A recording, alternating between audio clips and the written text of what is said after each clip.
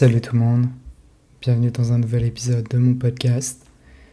Aujourd'hui, nouveau questions-réponses sur la thématique du futur et de l'avenir, donc dans sa globalité. Alors pour vous expliquer le concept, j'ai demandé à ChatGPT de me poser des questions autour de la thématique sur le futur et l'avenir dans sa globalité. Et ChatGPT m'a tout simplement posé des questions. J'ai tout simplement choisi les questions les plus pertinentes et les questions sur lesquelles j'étais le plus susceptible de pouvoir vous fournir une réponse.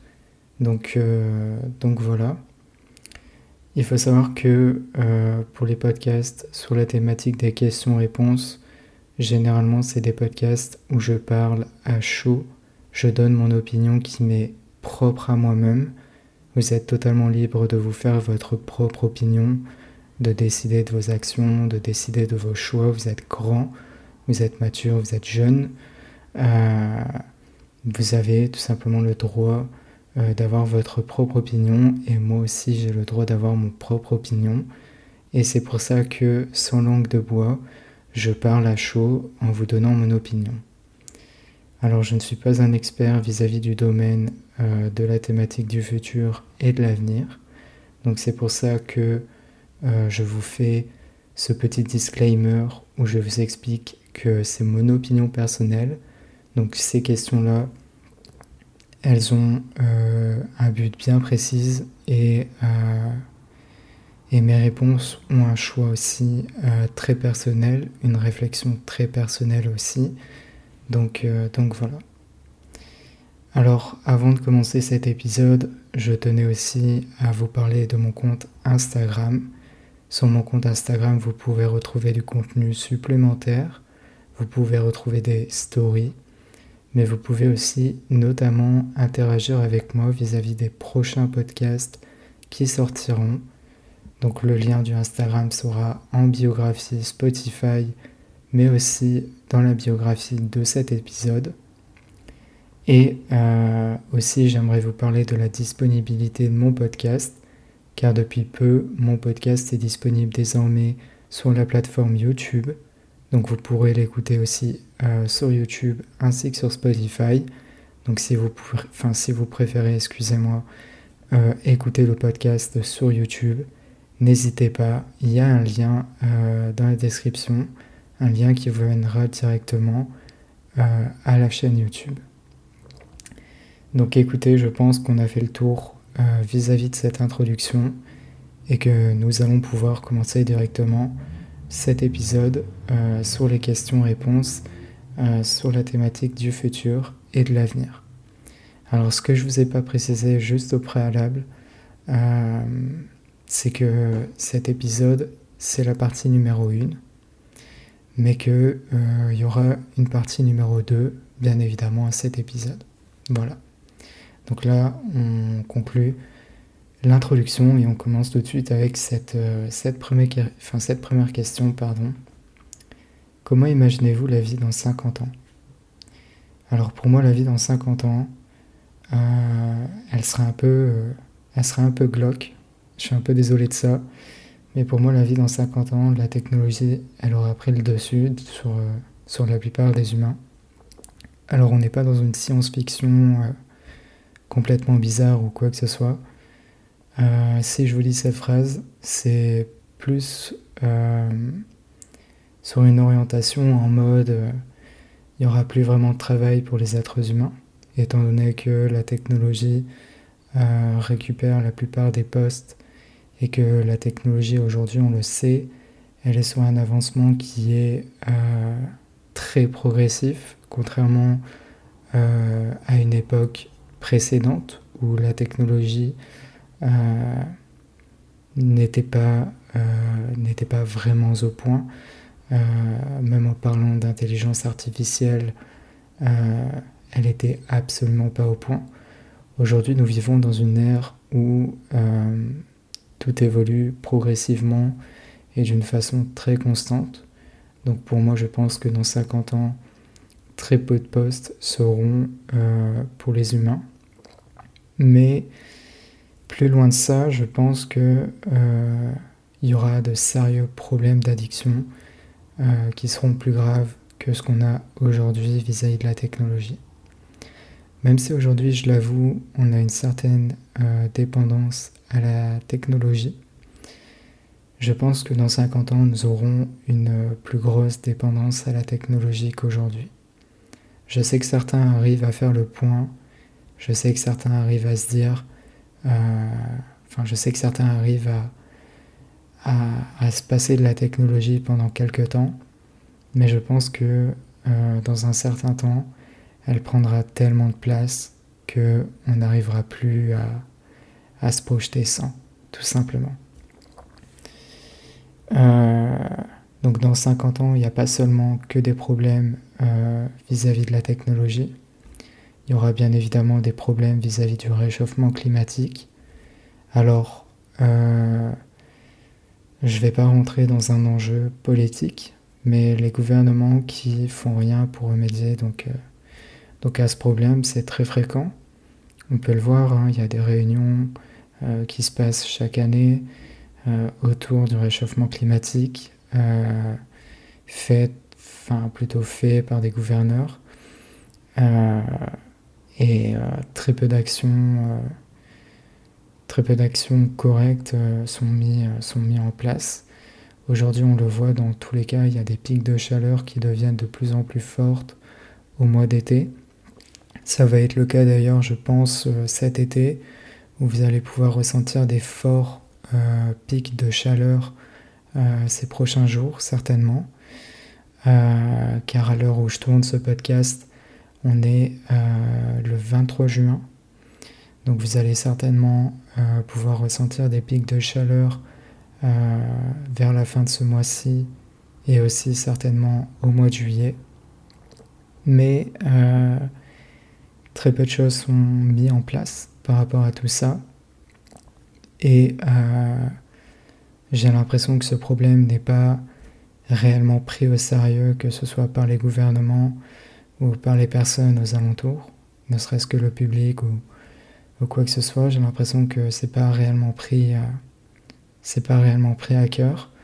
Donc je pense que dans 50 ans, si on ne fait rien, on va très fortement ressentir ce réchauffement climatique avec des plus gros pics de chaleur et de nombreuses personnes qui suffoquent de la chaleur et notamment de la sécheresse. Voilà. Donc il n'y aura pas seulement que ça, il y aura certainement aussi des problèmes intergénérationnels. Alors je vais m'expliquer.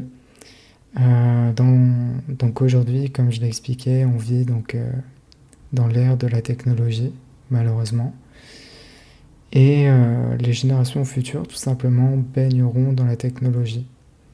Alors certainement, les générations passées ont pu baigner dans la technologie, pas toutes, bien évidemment, mais certaines générations ont pu baigner dans la technologie avec, dès le plus jeune âge, une dépendance à l'écran, une addiction au smartphone dès le plus jeune âge, et on le sait qu'à un très jeune âge, on le sait que le cerveau essaie de se développer, et par conséquent, donner de la technologie à des jeunes n'est vraiment pas utile, et au contraire, c'est plus un malheur pour lui, du fait qu'il aura du mal à se développer, qu'il aura du mal à se construire, qu'il aura du mal à prendre des décisions lui-même, à être autonome.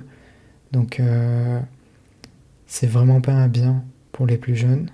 Voilà, donc s'il y a des parents qui m'écoutent, essayez de faire attention. Ce n'est pas à moi de vous donner des informations vis-à-vis de l'éducation de vos enfants, bien évidemment, sachant que j'en ai pas moi non plus. Mais c'est plutôt à titre personnel, plus à prendre en mode conseil, qu'à prendre comme une pique ou comme une insulte ou quoi que ce soit. Donc voilà. Il faut savoir que les enfants, ce sera le futur de la plupart des personnes qui nous entourent. Ils seront certainement le futur de demain, ils seront certainement le futur de vos enfants aussi.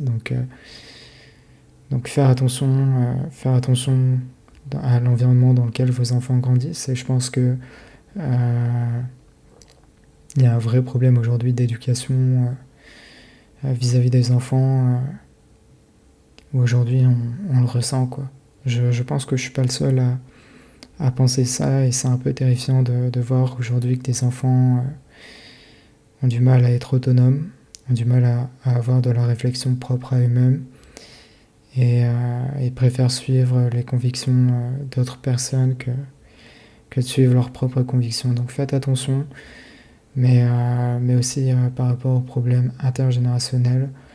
Je pensais aussi à des problèmes d'éducation vis-à-vis du scolaire, parce que dans 50 ans, quelle matière sera enseignée, étant donné que je pense que dans 50 ans, il y aura des vrais problèmes, il y aura des vrais problèmes liés au diplôme, parce qu'aujourd'hui on le voit, mais un master, enfin, une personne peut très bien avoir un master et très bien ne pas avoir d'emploi. Donc avoir un master ne fait pas de vous une personne plus incroyable qu'une autre. Et il est bien là le problème. C'est que derrière, il y a des années d'études, il y a des années de connaissances, des stages, et un master qui sert à rien parce qu'au final, on n'a pas le travail souhaité ni le salaire souhaité. Donc j'ai bien envie de voir ce que ça donnera dans le futur, dans 50 ans. Bien envie de voir aussi ce que l'éducation scolaire deviendra. Mais en tout cas, je, je, franchement, j'essaie de me projeter vis-à-vis des métiers dans le futur, mais j'y arrive vraiment pas, étant donné que tout avance à, tout avance à grands pas. Donc voilà. Il y a aussi la question des lois. Que deviendront les lois d'aujourd'hui? Voilà. Qu'est-ce que ce sera plus tard? Étant donné que pas mal de choses ont été banalisées, donc qu'est-ce que ce sera donc dans un futur plus lointain en tout cas. Donc voilà. Donc c'était j'allais dire ma question, excusez-moi. C'était plutôt ma réponse à la question numéro 1. Je pense qu'on va pouvoir se projeter directement à la question numéro 2. Donc la question numéro 2. Pensez-vous que les voitures volantes deviendront une réalité dans le futur? Alors aussi faux que ça puisse paraître, je pense que oui, les voitures volantes deviendront réalité dans un futur. Alors peut-être pas dans un futur proche, mais plutôt dans un futur lointain. Et avant de tourner ce podcast, je me suis renseigné par rapport à cette question. Alors je sais que j'ai dit que cet épisode serait tourné à chaud, et c'est totalement le cas. Mais cette question m'intriguait énormément, parce que j'ai eu un peu cette référence de Retour vers le futur avec la DeLorean, donc c'est vrai que ça m'intriguait beaucoup, et donc j'ai fait ma petite recherche sur internet, et j'ai pu constater que certains médias ont pu poster donc des vidéos donc avec des voitures volantes, notamment le média le HuffPost. Alors je sais pas si je le dis bien, je suis désolé de la prononciation, et notamment le média Euronews, qui ont tous deux publié des vidéos autour donc de voitures volantes cette année, donc en 2024. Et ce qui est intéressant de pouvoir constater, c'est que la vision que moi j'avais d'une voiture volante n'est absolument pas la même que j'ai pu voir dans les deux vidéos. Mais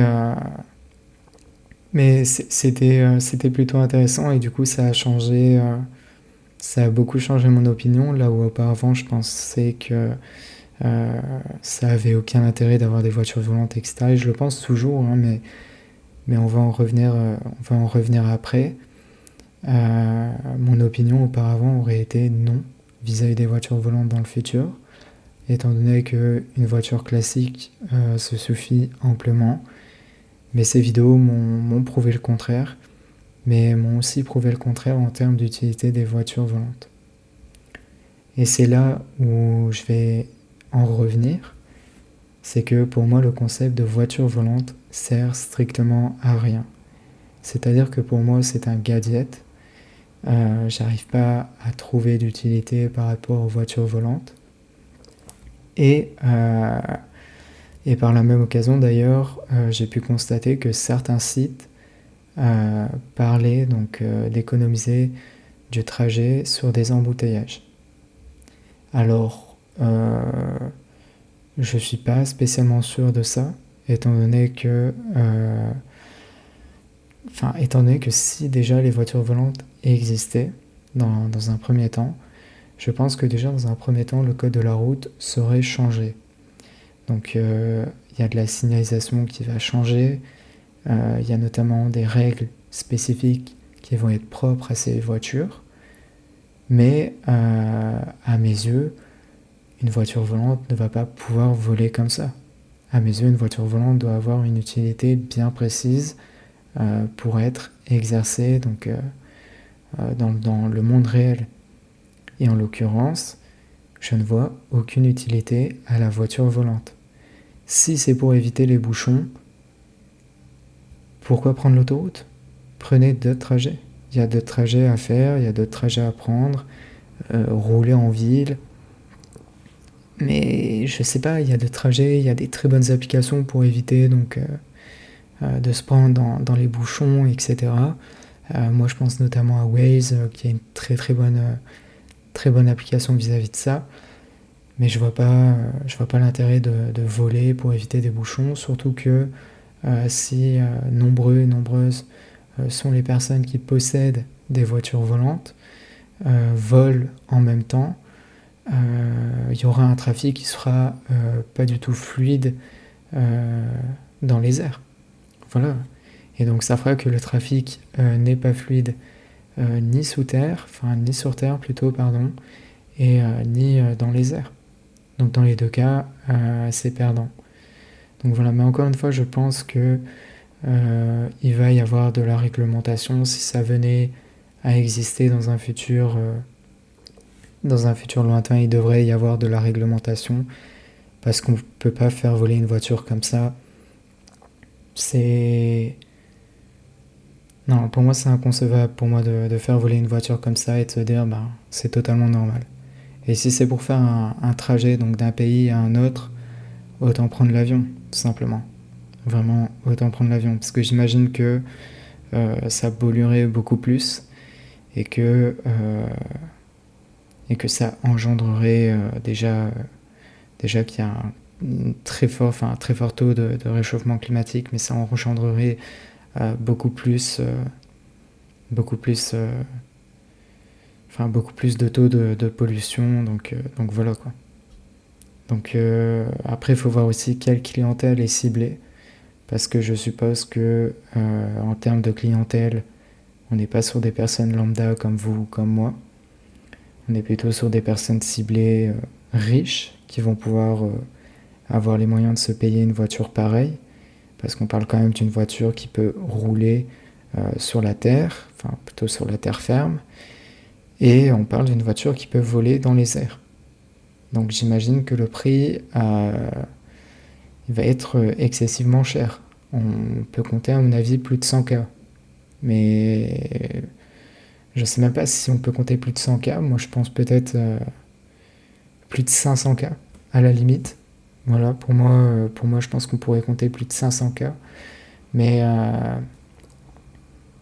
mais non, enfin franchement encore une fois je vois vraiment pas l'utilité. Et, et je pense que très vite les sociétés qui font les voitures volantes et la clientèle qui a une voiture volante verront que ça ne sert à rien. Voilà. Ils comprendront que ça sert à rien d'avoir une voiture volante et que oui, pour le coup, c'est super stylé, qu'il y a un peu la référence à Retour vers le futur. On a tous été admiratifs de la DeLorean qui voyageait à travers le temps, etc. Donc, qui était une voiture volante, etc. Mais je pense qu'à un moment donné, il faut arrêter de tout le temps comparer la fiction à la réalité. Il y a des choses dans la fiction qui sont très bien faites, qui sont très bien montrées, etc. Mais c'est de la fiction. Ça reste de la fiction. Et il y a certains gadgets de la fiction qui n'ont absolument pas leur place dans le monde réel. Et pour moi, la voiture volante en fait très clairement partie. Pour moi, la voiture volante doit rester un fantasme, un fantasme qui, euh, qui ne prend pas le dessus sur la réalité, tout simplement. Voilà. Donc voilà pour la question numéro 2. Donc on va pouvoir enchaîner directement sur la question numéro 3. Quel impact pensez-vous que l'intelligence artificielle aura sur les emplois dans les prochaines décennies? Alors, pour moi, l'intelligence artificielle fera augmenter le taux de chômage et ce n'est pas négociable. Vous ne pouvez pas débattre sur ça avec moi. Voilà. Je sais que en France, on parle du fait qu'il y a un taux de chômage qui est plutôt élevé, que d'ici quelques années, ce taux de chômage baissera. Sauf que le vrai problème, c'est que on le voit de plus en plus, mais il y a certains postes qui sont occupés maintenant par de l'intelligence artificielle. Il y a certaines sociétés pour qui c'est plus fiable de fier une tâche à un robot intelligent qu'on ne paye qu'une seule fois, qu'à plutôt un humain employé, que plutôt d'employer un humain qu'on doit payer donc tous les mois. C'est aussi une question, déjà dans un premier temps, je pense que c'est une question d'argent. Il y a beaucoup cette question d'argent dans le lot. Mais il y a aussi la question de la fiabilité. Un robot avec de l'intelligence artificielle, et surtout qu'on parle de l'intelligence artificielle d'aujourd'hui, qui est 2 fois plus fiable que celle d'auparavant. Donc avec des connaissances beaucoup plus enrichies, des thématiques beaucoup plus évoluées, donc des robots qui apprennent de leurs erreurs directement, donc des codes sources beaucoup mieux programmés, etc. Donc voilà, donc c'est pour certaines entreprises c'est plus fiable d'employer des robots que des êtres humains au vu du prix. Donc le prix d'un robot déjà on le paye en une fois. Alors certes c'est excessivement cher, on le paye en une fois et puis après basta. Mais un humain tout simplement c'est le payer tous les mois, chaque année, etc. Donc il y a un coût. Il y a un coût dans la société, il y a un coût dans l'entreprise. Payer plusieurs humains tous les mois, ça a un coût. Et je pense que une société ne néglige pas ça. Voilà, une société ne néglige pas ça. Donc, à mes yeux, il y aura certainement d'autres emplois pour les êtres humains, tout simplement. Il y aura d'autres emplois, mais avec des salaires beaucoup moins élevés. Parce que, comme je l'ai dit précédemment, je pense que dans le futur, avoir un diplôme ne fera pas de vous quelqu'un de plus éligible que quelqu'un qui n'a pas de diplôme ou quoi que ce soit. On le voit dans la société d'aujourd'hui, comme je l'ai dit, quelqu'un qui n'a pas de diplôme peut très bien devancer quelqu'un qui a un master et donc des années d'études derrière lui. Donc voilà. Donc je pense que l'intelligence artificielle, d'ici les prochaines décennies, aura une place très conséquente dans nos vies, tout simplement, dans le monde du travail, dans l'emploi stable, dans des hôpitaux.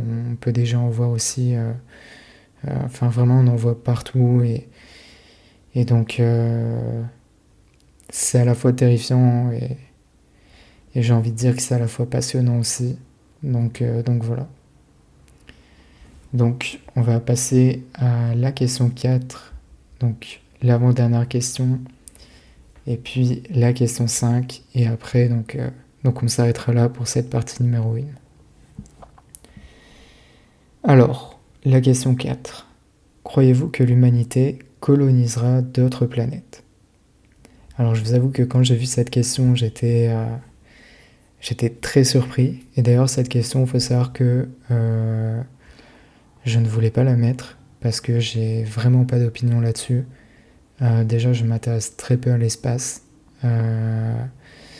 Voilà, l'espace pour moi, c'était vraiment quand j'étais enfant. J'avais une certaine fascination pour les vaisseaux, pour les planètes, la Lune. Je la trouvais magnifique. Aujourd'hui, j'ai vraiment plus aucun intérêt pour l'espace. Donc je vous avoue que là, avoir une question qui parle de coloniser d'autres planètes, c'est assez creepy pour le coup, mais je trouvais ça quand même intéressant d'en parler étant donné que euh, j'ai essayé de rechercher quelques petits éléments sur Internet, par-ci par-là, parce que j'ai souvenir que Elon Musk parlait de coloniser Mars, et du coup, dans toutes ces recherches-là, j'ai pu trouver pas mal d'éléments. Mais déjà, dans un premier temps, pour répondre très clairement à la question, non, je ne pense pas que les humains seront capables de coloniser d'autres planètes. Même dans un avenir lointain, même dans un avenir proche, les humains ne seront pas capables de coloniser d'autres planètes. Même si aujourd'hui on a le matériel pour aller dans l'espace, donc des vaisseaux, des combinaisons, des astronautes compétents, euh, pour moi, aller dans une autre planète, c'est un tout autre niveau, c'est autre chose. En fait, il faut savoir qu'il y a plusieurs choses à prendre en compte. C'est que dans un premier temps, la température d'une planète va varier selon une autre planète. Donc pour m'expliquer, la Terre n'a pas la même température que Mars, par exemple, que Vénus ou que Jupiter, pardon. Elle a absolument pas la même température et ça c'est un point considérable à prendre en compte. Ensuite, dans un deuxième temps, la gravité.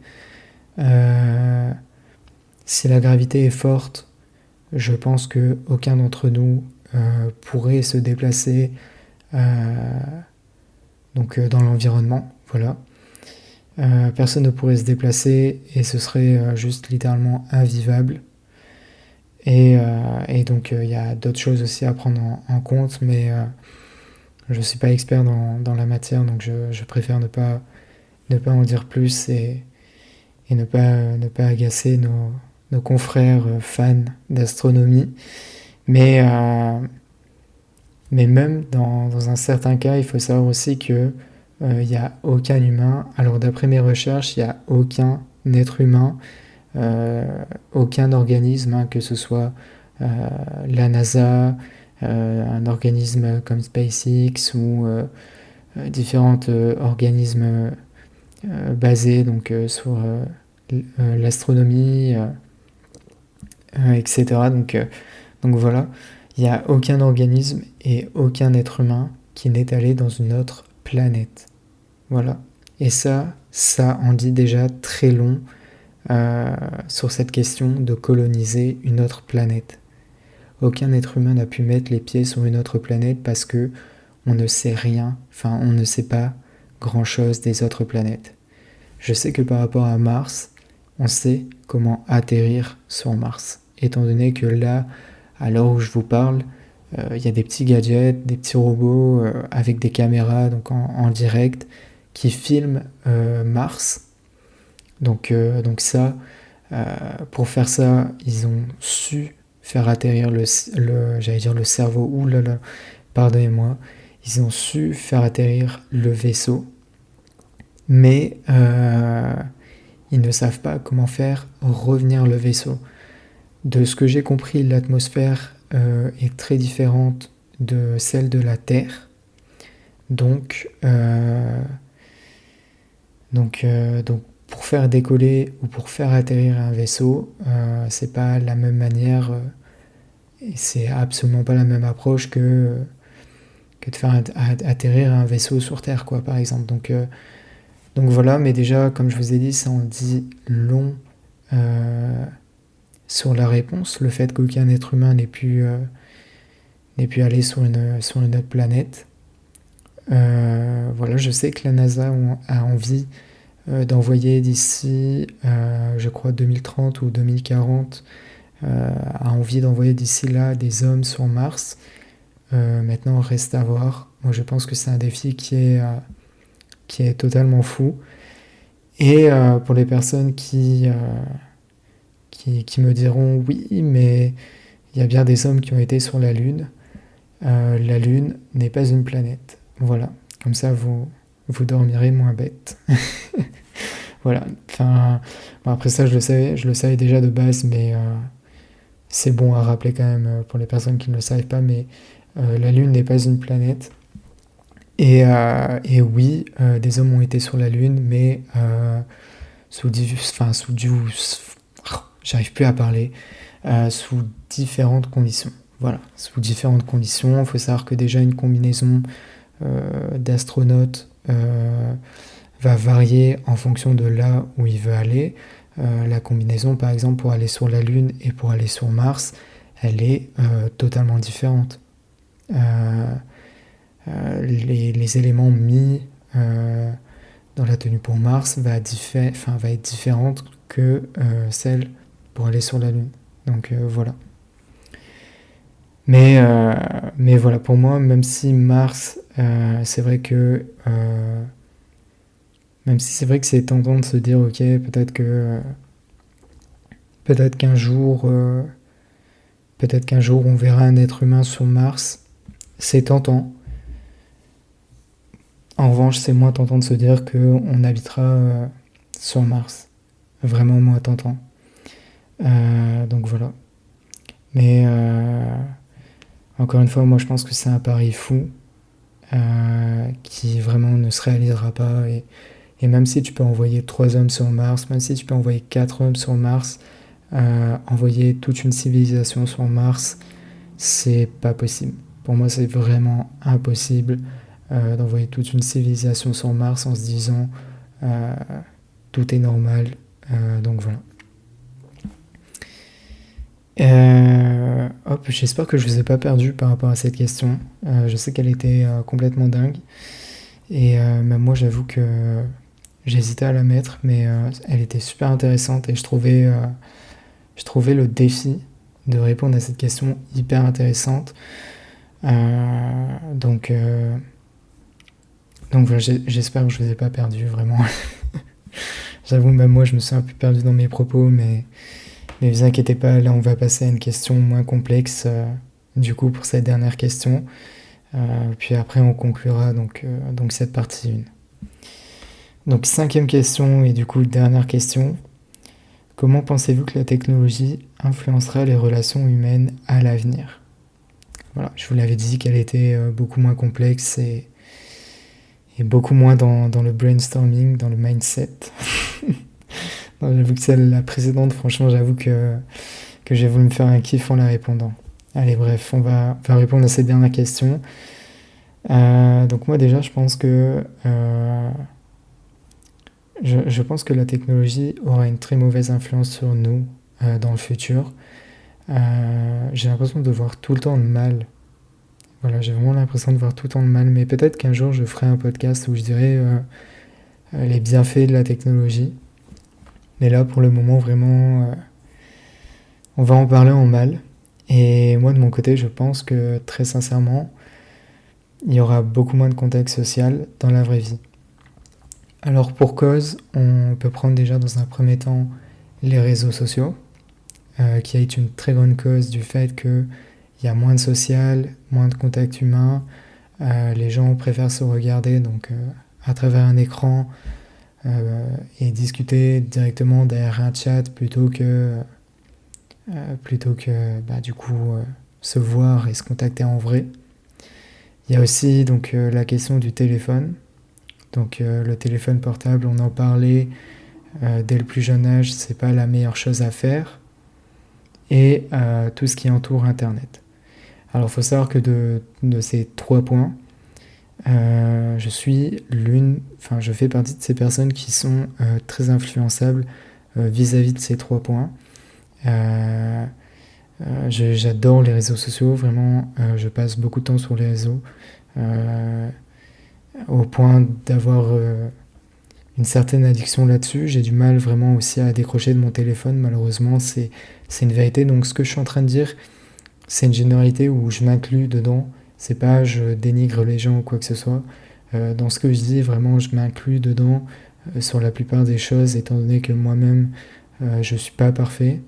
J'essaye d'énormément limiter ma consommation, pardon. J'essaie de trouver le juste milieu, chose que j'arrive parfois, et parfois j'arrive vraiment pas à trouver le juste milieu, et je vais pas savoir me détacher de mon écran, du téléphone, des réseaux ou autre. Donc je m'inclus dedans. Donc voilà, et puis aussi pour moi je pense que aujourd'hui c'est déjà le cas. On est aspiré dans du contenu sans limite, hein, la preuve en est avec Internet où vous pouvez faire une recherche et en moins de 10 secondes vous trouvez une réponse à votre recherche. Même chose vis-à-vis des réseaux sociaux. Euh, le fait d'avoir des réseaux sociaux comme TikTok, ou juste le principe de scroll et de tomber sur des vidéos à l'infini, je trouve que le principe est dingue. Donc du contenu sans limite. Mais je pense que dans le futur, on va avoir beaucoup plus de plateformes comme TikTok avec des contenus sans limite, sans fin. Et je pense que ces plateformes-là, dans le futur, elles ne laisseront plus aucune gêne aux gens. Je vais m'expliquer là-dessus. Quand je dis plus aucune gêne aux gens, c'est-à-dire que les gens n'auront plus aucune gêne par rapport à la nudité. Donc on pourra avoir de la nudité excessive, donc des gens qui se mettent nus sans aucune raison, de façon excessive, en disant bah écoutez c'est normal, alors que c'est pas vraiment normal. On pourra retrouver aussi de la discrimination, mais de façon ouverte, donc c'est-à-dire que des personnes qui vont blasphémer des choses, qui vont dire des choses mauvaises et de façon ouverte en disant bah écoute c'est mon opinion, c'est totalement normal, etc. Alors que non, ce n'est pas normal. Donner une opinion c'est bien, le donner dans les règles du respect c'est mieux. Voilà. Et la méchanceté gratuite, mais ça la méchanceté gratuite, il y en a encore, enfin là il y en a actuellement, mais il y en aura beaucoup plus dans un certain futur, quoi. Surtout si les gens n'ont plus aucune limite, s'ils n'ont plus aucune relâche, s'ils n'ont plus aucune attache, s'ils sont relâchés, décomplexés sur ça, mais de la méchanceté gratuite, il va y en avoir à balle. Et la preuve en est auparavant sur Twitter. Et je ne dirais pas X, mais bien Twitter, où quand c'était pas encore Elon Musk qui dirigeait donc la plateforme, la méchanceté gratuite, elle était fortement présente, quoi. Au point où certaines personnes ont dû complètement supprimer leur compte et complètement passer à côté de l'application. Et je trouve ça vraiment désagréable de se dire que on en vient au fait de manquer de respect sur des plateformes et sur de la technologie, quoi. Voilà. Mais je pense que d'un autre côté, ça peut... je pense que déjà dans un premier temps, la mission de la technologie, c'était aussi de nous rapprocher. Donc rapprocher une personne française d'une personne d'un autre continent. Par exemple, ça peut être une personne française d'une personne anglaise, rapprocher un anglais avec un américain, c'était le principe, et tout ça sans voyager. Et le principe a été entre guillemets réussi, mais il n'a pas été contrôlé à sa juste valeur, et aujourd'hui il a pris une place considérable dans notre vie. Et j'ai pas envie de dire qu'aujourd'hui on en fait les frais, parce que des fois on prend pas forcément conscience, et même moi encore aujourd'hui des fois j'ai pas conscience de mes actions, j'ai pas conscience de me dire ok là je parle avec un américain, je parle avec un américain sur les réseaux, voilà, c'est l'effet des réseaux, c'est c'est l'effet de la technologie, de la nouvelle ère, et j'en ai pas forcément conscience. Donc voilà. Mais c'est fou. En fait, c'est fou l'ère dans laquelle on vit. C'est-à-dire qu'il y a du bon, comme il y a du mauvais, mais sauf qu'aujourd'hui, on arrive vraiment à voir que le mauvais.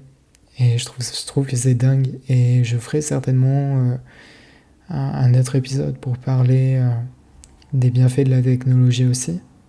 Et vous verrez que les questions précédentes, pardon, je sais pas ce que j'ai avec ce mot, plutôt avec les questions suivantes que vous verrez dans la partie 2. Vous verrez qu'il y a des questions qui sont certainement un peu plus bénéfiques pour la technologie, qui vont peut-être montrer les bienfaits de la technologie aussi. Donc voilà. Et donc j'ai plus grand chose à dire. Et j'ai plus grand chose à dire pour cette question-là, donc je pense qu'on va pouvoir la conclure directement. Donc voilà. Donc écoutez, c'était la dernière question de cette partie 1. J'espère que ça vous aura fait plaisir. C'était mon retour en force. Je m'étais dit que je reviendrai donc assez régulièrement donc sur les podcasts et sur Instagram, mais j'avoue que ces derniers temps, j'arrive pas à être régulier, j'arrive pas à trouver un rythme régulier, donc j'essaye de publier quand je peux publier. Donc voilà. Donc si l'épisode, ou plutôt cette partie 1, vous a plu, n'hésitez pas à la partager pour en faire bénéficier donc tous les autres sur les réseaux sociaux, etc. N'hésitez pas donc à la partager. Donc là, vous pouvez voir que c'est l'un des bénéfices des réseaux sociaux, c'est qu'on peut partager donc du contenu, on peut partager donc des choses à titre informatif, etc. Donc l'un des bénéfices. Donc voilà. N'hésitez pas aussi à partager la chaîne, donc le podcast, autour de vous. Donc n'hésitez pas à en parler, n'hésitez pas à dialoguer, à dire voilà, ce podcast, je le trouve vraiment cool, n'hésitez pas à l'écouter, etc. Donc moi ça me ferait vraiment plaisir et ça m'aiderait grandement pour mes futurs épisodes. Donc encore une fois, j'ai un compte Instagram où vous pourrez retrouver les liens dans la biographie Spotify et dans la description de ce podcast. J'ai aussi donc une chaîne YouTube pour les personnes qui préfèrent écouter le podcast sur YouTube. Donc le lien de la chaîne YouTube est lui aussi donc en biographie Spotify que vous pourrez retrouver. Donc il y a tous les épisodes sur YouTube, il y a cet épisode aussi, ainsi que tous les futurs épisodes qui arriveront. Donc voilà, je vous fais pas non plus un dessin, mais le lien YouTube du coup sera en description de ce podcast et en bio Spotify. Et donc voilà. Je vous remercie infiniment d'avoir écouté ce podcast. D'ici là, moi je vous dis bon courage et bonne continuation à tous.